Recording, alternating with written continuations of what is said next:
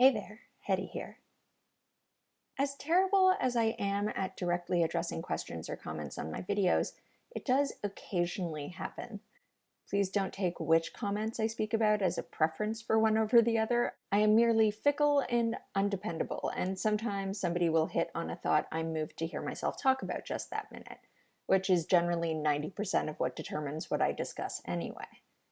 The conversation point in question was basically, can you tell us a bit more about your perspectives and approach to working with deities? And fair enough, although I've mentioned, I'm sure, who my matron is, I've never really gone into any detail of what that means to me. And so today I shall chat a bit about how I perceive the goddess Hecate, and what sorts of questions I've found useful as I've learned about her, because I think it's a good illustration of the kind of witch I am, while also being a terrible illustration of what Hecates like to work with. I'm going to cut straight to the heart of the matter and spare you the junior history lesson. Suffice it to say that my own favorite interpretation of this goddess is pretty similar to that posited by the academic Jenny Strauss Clay in her article titled The Hecate of Theogony.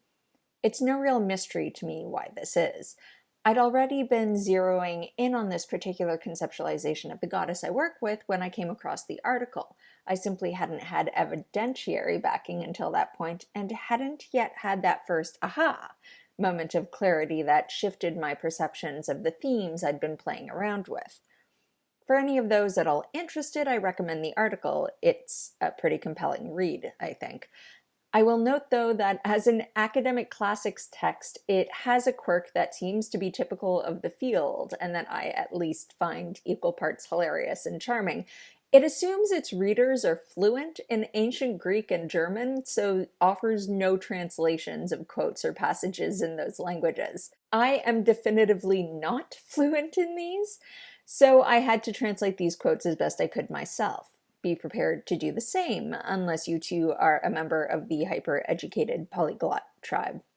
So very briefly, and with far too little nuance to really do her justice, my view of the goddess I call Hecate is essentially that she is a personification of the point of decision, the convergence of potential and that which stands between possibility and outcome. I perceive this to be entirely in keeping with a number of more commonly cited associations like liminality, crossroads, her framing as a psychopomp, and her identity as a goddess of sorcery/witchcraft. For me, each of these associations is a reflection of the feature I consider her key feature, with liminality arguably being the purest distillation. And when I make use of these associations, it's in this spirit that I consider them. I don't think of her as being a goddess of the dead or as possessing a fundamentally dark energy either. To my mind, if she is at all scary, it's only because she embodies the unknown and is ultimately the arbiter of what we will find in that unexplored sliver of reality. Given my predilection for poking my face into mindscapes and mysteries I never realized were there, I couldn't imagine a more fitting teacher. She is more thrills than chills for me. My vision of Hecate is by no means the only one, of course, and if you prefer another, that's obviously entirely fine. I do tend to think, though, that exploring rigorous/academic textual analyses about deities is a generally worthwhile practice. Not because I necessarily think you should be basing your opinions about the deities you work with on what the historical experts say, but because they may provide you with new inspiration and ways of understanding the relationships you've already begun to form with deity. And from my perspective, they tend to present much more interesting information than less rigorous sources. But as I've probably mentioned before, when it comes to personal relationships with the divine, I'm very much the take what you want, invent what you wish, chuck the rest camp. And the extent to which I do this myself will become clearer in a minute. So, how do I justify this position? Mostly by being entirely indifferent to the possibility that I do not actually engage with the same deity as another Hecatean witch. And so accuracy, even the dubious sort, which is probably the best modern practitioners can hope for anyway, is a non-priority. In the end, a name may just be a name, and I'm fine with that. whoever my iteration of Hecate is. She's the only gal I care to ask to the dance, and thus far she consistently returns my calls.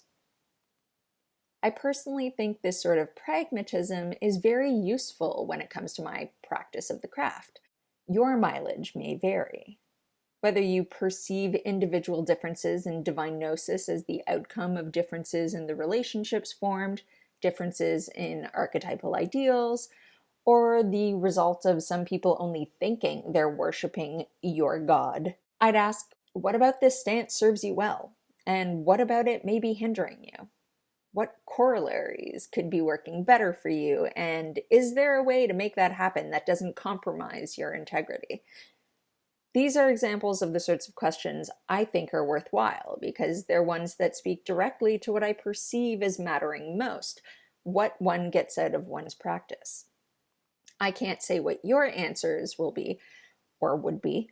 And my point isn't that there is a right answer or that you have to defend your conclusions. I do think it's a good question for those of us who are looking to strengthen our relationships with the deities we work with, however, particularly when we feel like we're limited by that sense of things not quite fitting. Our answers will probably help outline what approaches we're likely to make good use of in fixing that, and which ones are unlikely to do the trick. In some cases, asking such questions may reveal that we never really decided what our stance was at all, that we merely fell into a pit of assumptions about our gods made on the basis of what we'd been told by others presenting subjectivity as fact. Again, fine if you're fine with that, but if you feel like you're struggling to get to know a deity, maybe it's because you're trying to shove a square through a triangle-shaped hole.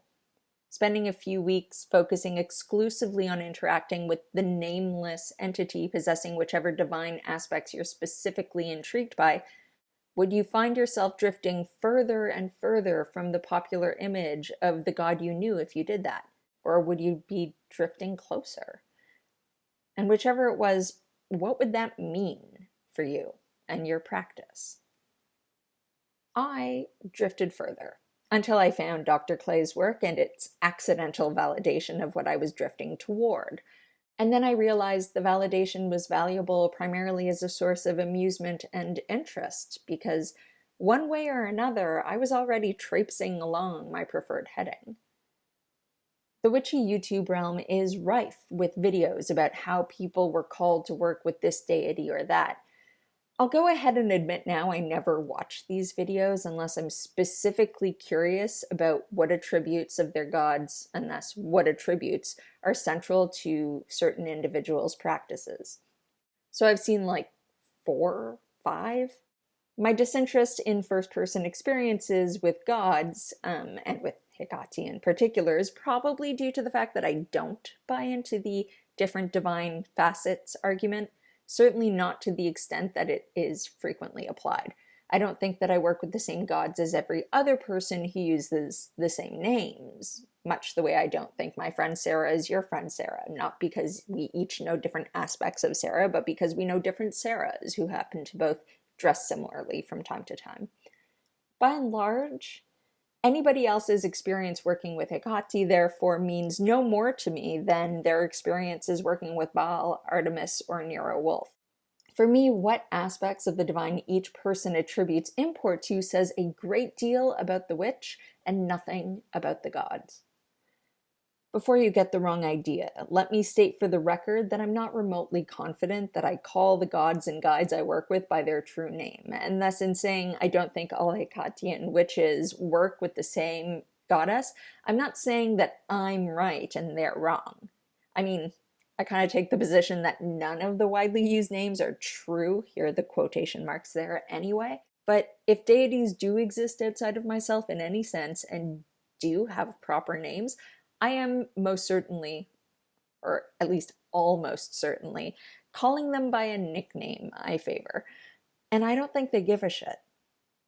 So what's the grand takeaway from this little spiel? I guess in a way I'm saying that for all that people talk about finding a deity who fits them, doesn't it seem like we often then immediately turn around and start trying to make ourselves fit our assumptions about them? It was only when I realized that a part of me was harboring that kind of bias based on nothing and in opposition to my usual inclinations that I began experiencing a much more meaningful connection with the deities I work with. Is it possible that the act of ditching interest in a large number of the aspects of Hecate I didn't jive with booted her out of my circle and introduced something or someone else new? Sure, why not? Did my practice and sense of fulfillment improve notably as a result? Yep, very much so. I work with my matron because I am utterly enamored with the paths we've walked. Whoever they really are, I call that a win. And on that note, I will bid you adieu. Have a lovely week.